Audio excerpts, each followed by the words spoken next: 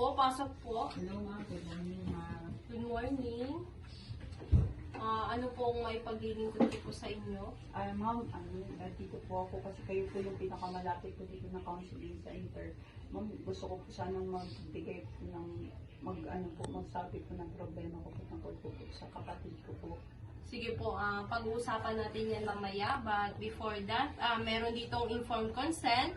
Nakalagay dito yung basic information mo, then the rules and regulation ng ating session. Yes ma'am. And dito sa baba is ang confidentiality po natin. Ay, ang confidentiality nyo po. Yes po. Thank you ma'am. Dito po tayo, ma'am.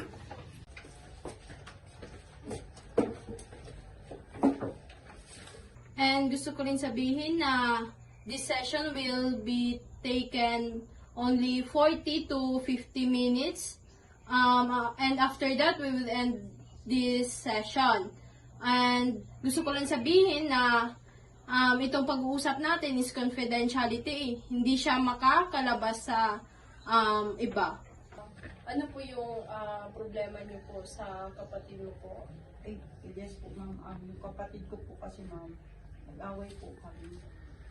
Bakit, ano yung pinag-awayan niyo? Actually, ma'am, humingi naman na po siya ng tawad sa akin, pero hindi ko po siya mapatawad-tawad talaga po. 2 months na po kami hindi po talaga nag-uusap ngayon. Naghingi naman siya ng sorry, di ba? Bakit hindi mo siya mapatawad? Yun nga po, ma'am, sobrang taas talaga ng pride ko, ma'am. Kasi po, mahalaga sa akin yung hiniram niya na yung ma'am, tapos wala po siyang paalam sa akin na time. Alam mo, ganyan din po ako dati.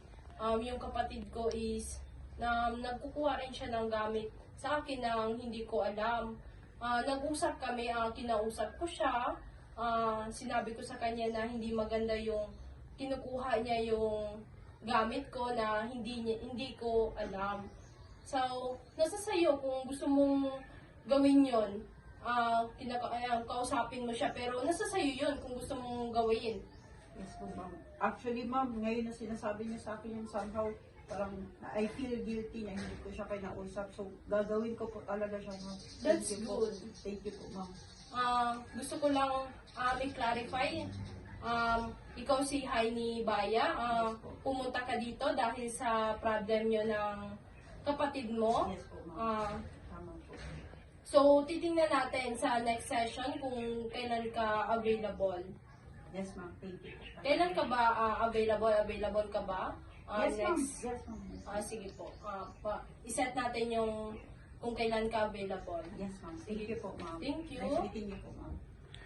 The 3 counseling needs that I use is first is the proving. Yun na yung nagtanong po ako kung ano yung problema niya, kung ano yung pinag-awayan po nila ng sister niya. And second is approval. Yun na yung nagsabi po ako ng that's good. Kasi yung tinanong ko siya na kung nasa sa kanya, kung gusto niya rin gawin yon.